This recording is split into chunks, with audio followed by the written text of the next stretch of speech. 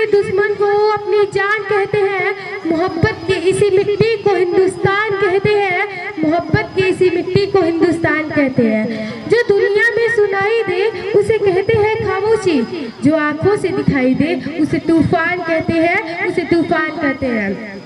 जो ये दीवार का सुराख है साहब, जो ये दीवार का सुराख है, चाइना अमेरिका पाकिस्तान साजिशों का हिस्सा है, मगर हम तो इसे अपने घर का रोशनदान कहते हैं, अपने घर का रोशनदान कहते हैं। परम सम्मानीय अध्यापकगण के सदस्यों पर अतिथिगण एवं सभा में उपस्थित सभी गणमान्य, मैं प्रीति यादव आज गणतंत्र दिवस के अवसर पर अपने एक भाषण प्रस्तुत करने जा रही हूँ। कृपया मेरी त्रुटियों को क्षमा करें। आजादी, आजादी का सही मतलब वही समझ सकता है जिसने कभी गुलामी की हो। हम तो सौभाग्यशाली हैं जो स्वतंत्र भारत में जन्म लिए। यूं तो आजादी की लौ 1857 में ही जल चुकी थी, जो कि वर्षाल बनकर 1947 में हमारे देश को आजाद दिलाया।